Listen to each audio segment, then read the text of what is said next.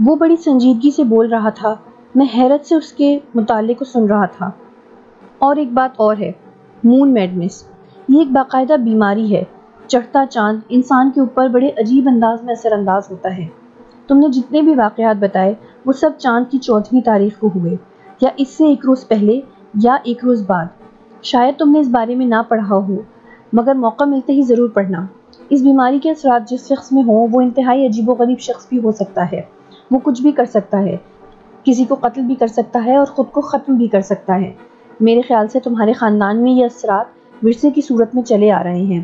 پہلے تمہارے پردادا، پھر دادا اور پھر باپ، اب شاید تمہاری باری ہے۔ میں نہیں جانتا کہ اس کا کوئی علاج ہے یا نہیں، مگر میرے خیال میں تم کسی ماہر نفسیات سے مل لو۔ وہ یہ کہہ کر خاموش ہوا تو یوں لگا جیسے میرے سامنے شرف الدین نہ ہو بلکہ کوئی عالم فاضل پروفیسر بیٹھا ہو۔ اس کی کہی ہوئی تمام باتیں ٹھوس تھیں۔ حالانکہ میں اس عجیب و غریب بیماری کے بارے میں کچھ نہیں جانتا تھا، مگر پھر بھی اس سے سن کر یہ سب ایسا لگ رہا تھا جیسے یہی سچ کہہ رہا ہو۔ اس بیماری کے اثرات تمہارے چچاؤں اور تایا میں بھی ہو سکتے ہیں۔ ایک چچا کی حرکت سے تو ثابت ہو گیا کیونکہ انہوں نے تمہیں قتل کرانے کی کوشش کی۔ جائیداد کی خاطر ہی صحیح، مگر آدمی اتنا بڑا قدم نہیں اٹھاتا۔ لیکن اگر اس میں موڈ میڈنس کے اثرات ہوں تو وہ نتائج کی پرواہ بھی نہ کرتا، بلکہ اسے احساس ہی نہیں ہوتا کہ وہ کیا کرنے جا رہا ہے۔ اور یہ بھی ہو سکتا ہے کہ یہ اس بیماری کا اثر نہ ہو اور وہ واقعی ان واقعات سے فائدہ اٹھا کر اپنا کام نکالنا چاہتے ہوں۔ ایسا ہی ہے، انہوں نے حالات سے فائدہ اٹھانے کے لیے سب کچھ کیا تھا۔ تم نے جو کچھ کہا وہ ٹھیک لگتا ہے شرف الدین، مگر میرا دل نہیں مانتا۔ میں خود میں کوئی عجیب و غریب بات نہیں پاتا۔ اور پھر تم یہ تو دیکھو کہ پردادا کے بعد میرے دادا کا کوئی واقعہ ایسا نہیں ہے۔ ان کی موت بھی طبعی تھی، مگر میری دادی اور پھر ابا کی موت کے درمیان 6 برس کا لمبا عرصہ موجود ہے۔ اس تمام عرصے میں ابا پرسکون رہے۔ کسی بھی چاندنی رات کو نہ ان پر کوئی دورہ پڑا، نہ انہوں نے کوئی ایسی ویسی حرکت کی، اور نہ ہم نے ان میں کسی تبدیلی کو محسوس کیا، سوائے یہ کہ ہر 14ویں شب ہمارے گھر پر اور ہر شخص پر گہرا سناٹا چھایا ہوتا تھا۔ ہم سب کسی خوفناک واقعے کے منتظر ہوتے تھے، تمام رات جاگ کر گزارتے تھے اور بے پناہ خوف زدہ ہوتے تھے، اور بس وہ رات گزرتے ہی ہمارے اندر زندگی کی لہر دوڑ جاتی تھی۔ اسی طرح 6 برس گزر گئے۔ ایسی کوئی بیماری ہوتی تو ہر 14ویں کی شب اثر انداز ہوتی۔ پھر جو کچھ اماں کے ساتھ ہوا، دادی کے انتقال والے دن تھا۔ وہ تلاوت کر رہی تھی کہ کسی نے انہیں میرے سامنے اٹھا کر دور پھینک دیا تھا۔ میاں شرف الدین، ان باتوں کا تمہاری لاجک سے کوئی تعلق نہیں۔ میرا خیال ہے کہ ماہر نفسیات اس معاملے میں کچھ نہیں کر سکے گا۔ وہاں کوئی ایسے بزرگ جو اللہ والے ہوں، ان باتوں کے اسرار کو سمجھتے ہوں، ہمارے کام آ سکتے ہیں۔ وہ چہرے کو دونوں ہاتھوں کے پیالے میں ٹکائے مجھے غور سے دیکھ رہا تھا۔ مجھے خوشی اس بات کی تھی کہ اس وقت وہ کوئی مسخرہ پن نہیں کر رہا تھا۔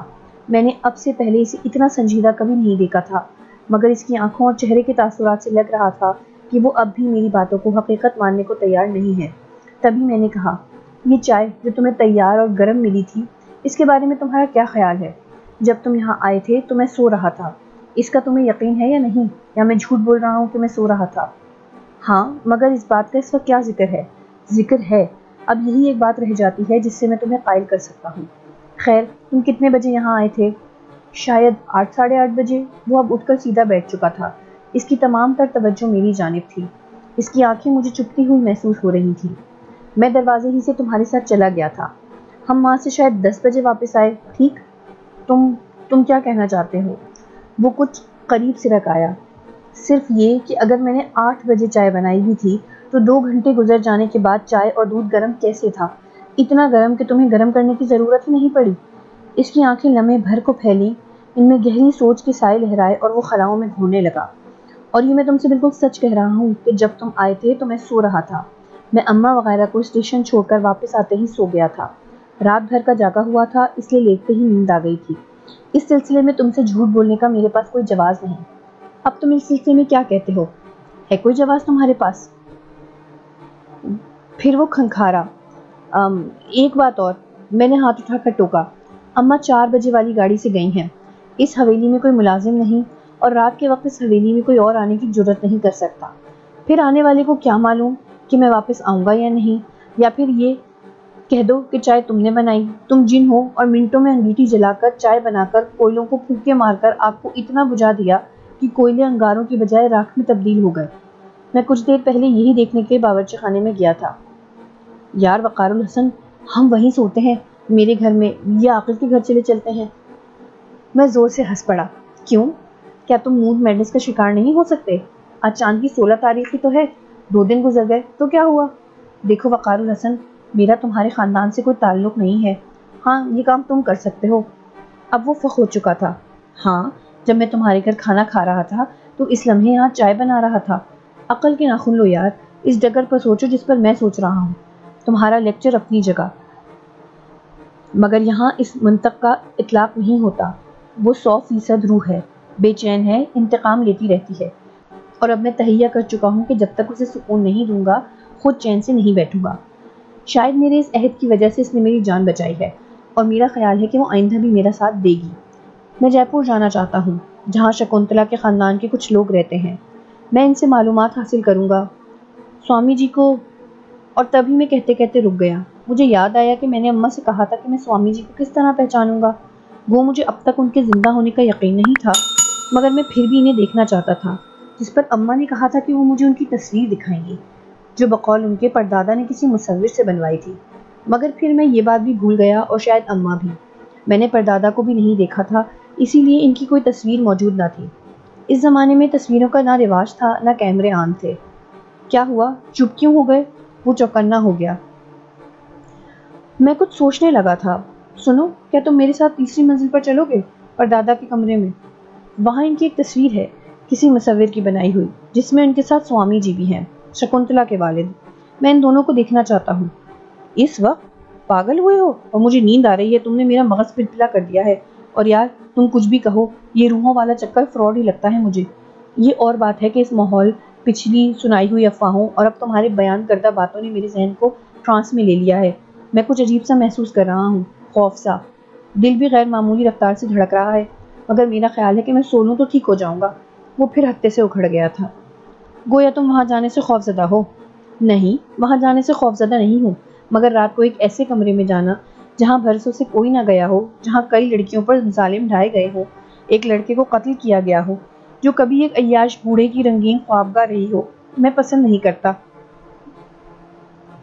اور ذرا سوچو تو، وہاں مکڑیوں کے جالے ہوں گے، گرد و غبار ہوگا، چمگادڑیں ہوں گی، اور ممکن ہے کہ وہ کمرہ ان سانپوں کا ڈیرا بھی ہو جو وقتاً فوقتاً اس حویلی میں مختلف ایکٹیویٹیز کرتے رہتے ہیں۔ نہ بابا، ہاں اگر تم دن میں کہو تو میں چلنے کو تیار ہوں، بلکہ میں ایک اور آدمی پکڑ لوں گا جو اس کمرے کی جھاڑ پونچھ اور صفائی کر دیں گے۔ اس کی بات صحیح تھی، وہ کمرہ ہی کیا پوری منزل برسوں سے خالی پڑی تھی۔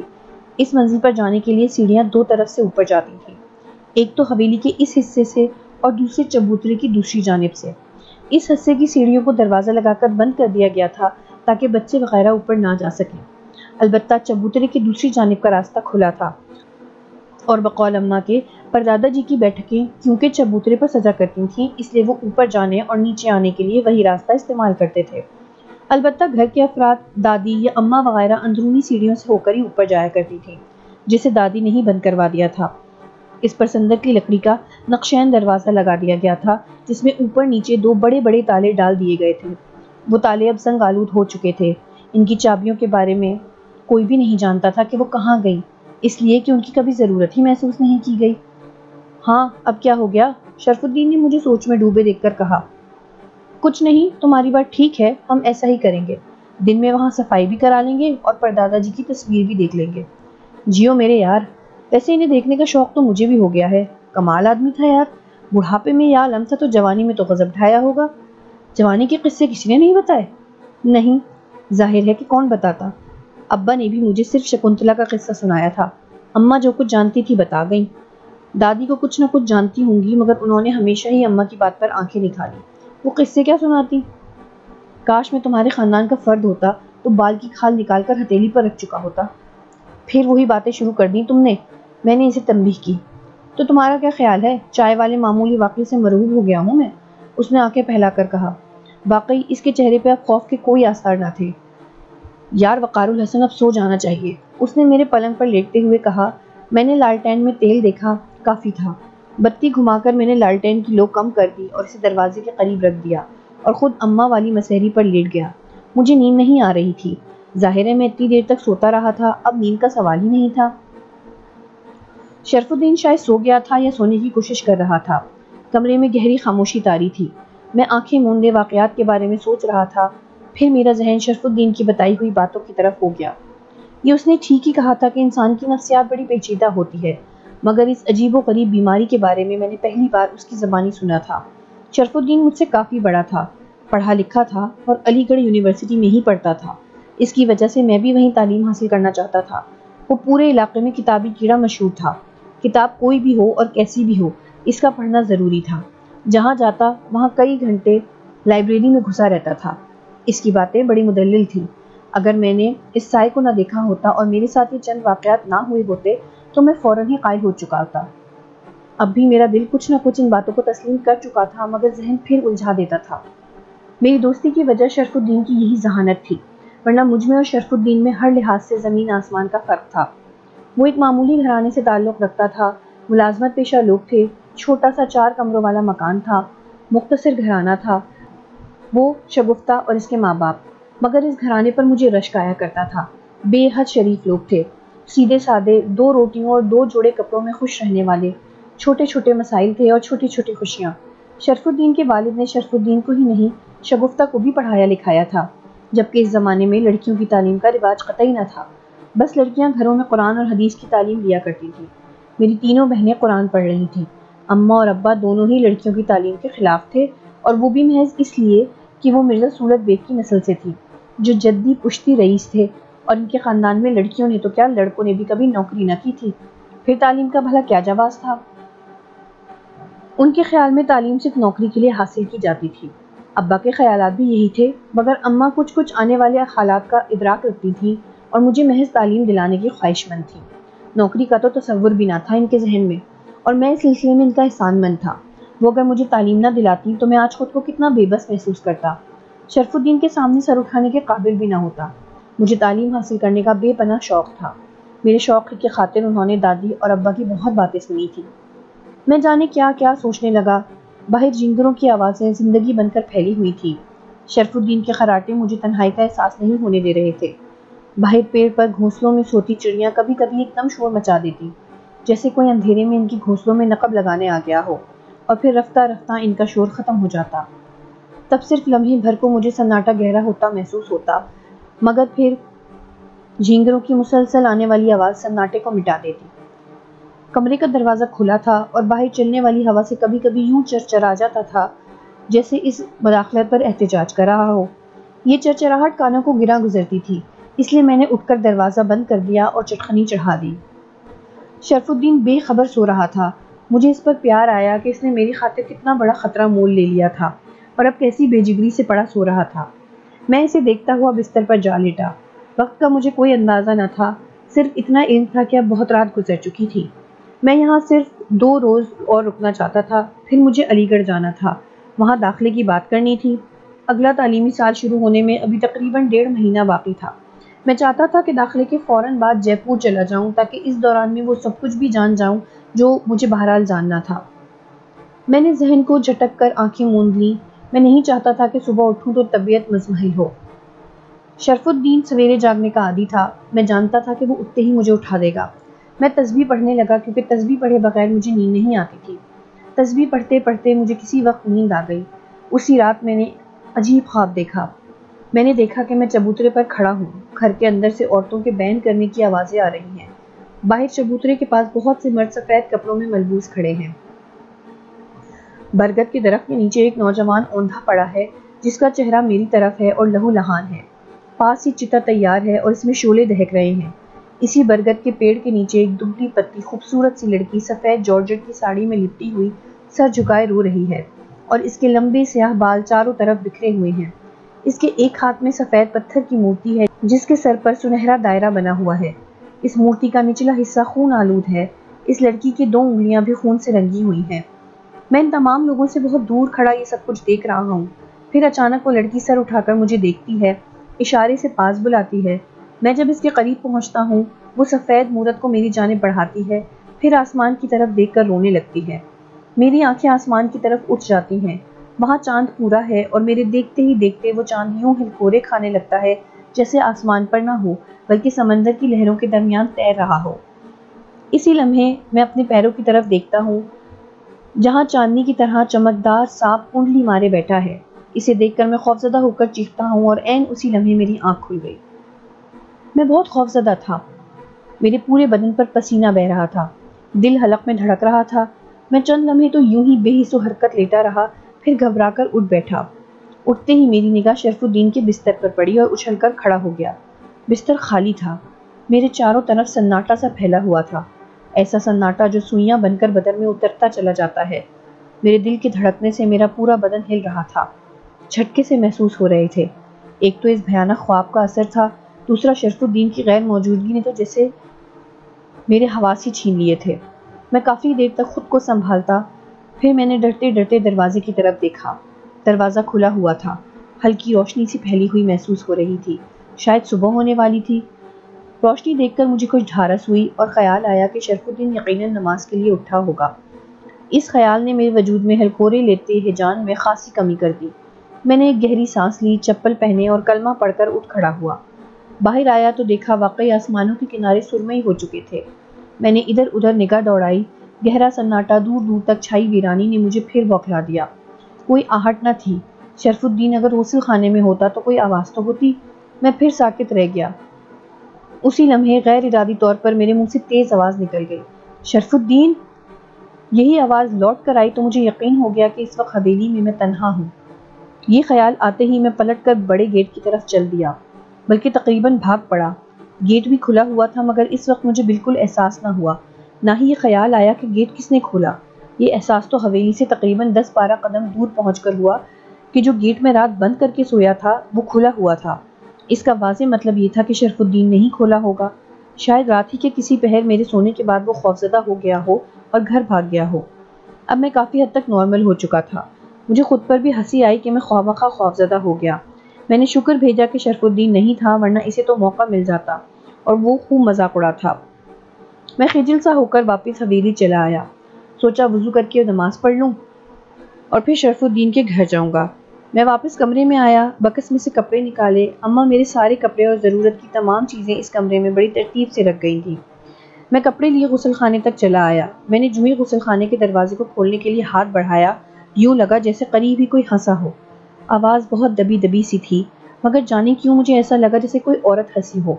میں نے چونک کر چاروں طرف دیکھا، اب روشنی کچھ اور بڑھ چکی تھی، شام کا سا جھٹپٹا محسوس ہو رہا تھا، ہر چیز صاف نظر آ رہی تھی، مگر میں اس عورت کو نہ دیکھ سکا جس کی ہنسی مجھے سنائی دی تھی۔ میں کچھ دیر یوں ہی کھڑا رہا، پھر اپنا وہم سمجھ کر میں نے قدم بڑھایا ہی تاکہ یوں محسوس ہوا جیسے کوئی تیز قدموں سے بھاگ رہا ہو۔ یہ آہٹ مجھے برآمدے کے پاس محسوس ہوئی تھی۔ میں لپک کر وہاں تک پہنچ گیا اور پھر شرف الدین کو وہاں کھڑا دیکھ کر حیران رہ گیا۔ وہ پاگلوں کی طرح مجھے دیکھ رہا تھا، اس کے کپڑے پسینے سے بھیگ رہے تھے، چہرے پہ پسینے کی دھاریں بہہ رہی تھیں، آنکھوں میں وحشت تھی اور اس کا سانس تھونکنے کی مانند چل رہا تھا۔ تم؟ میں کپڑے پھینک کر اس کی طرف بڑھا۔ میں یہاں کیسے آیا؟ اس نے پھٹی پھٹی آواز میں پوچھا۔ کیسے آئے؟ میں نے ہونقوں کی طرح پوچھا۔ اس نے میرے سوال کا جواب نہیں دیا، حیران نگاہوں سے چاروں طرف دیکھا، پھر تیز قدموں سے اماں کے کمرے کی طرف بڑھ گیا جہاں رات میں ہم دونوں سوئے تھے۔ میں نے زمین سے اپنے کپڑے اٹھائے اور اس کے پیچھے کمرے میں پہنچ گیا۔ وہ سر کو دونوں ہاتھوں میں تھامے، پاؤں لٹکائے پلنگ پر بیٹھا ہوا تھا۔ میں نے جلدی سے گلاس میں پانی بھر کر اس کی طرف بڑھا دیا۔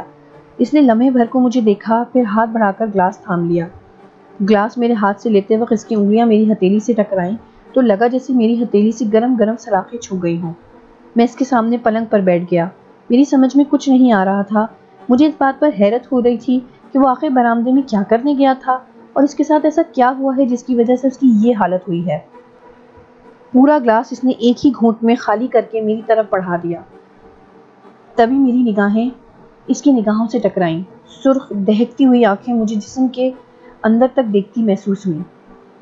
شرف الدین، میں نے اسے ہولے سے پکارا۔ اس نے سر اٹھایا اور قمیص کے دامن سے چہرے پہ آئے پسینے کو پوچھنے لگا۔ اس نے بہت جلدی خود پر قابو پا لیا تھا۔ اس کی آنکھوں میں پہلی وحشت حیرت انگیز طور پر معدوم ہو چکی تھی۔ میں اٹھا تو تم نہیں تھے۔ میں پریشان ہو گیا تھا۔ تم کہاں چلے گئے تھے؟ آگے کیا ہوا یہ جاننے کے لیے انتظار کیجیے کہانی کے اگلے حصے کا۔ اس کے ساتھ ہی ساتھ ہمیں کمنٹس میں بتائیے کہ آپ کو ہماری یہ نئی کہانی کیسی لگی۔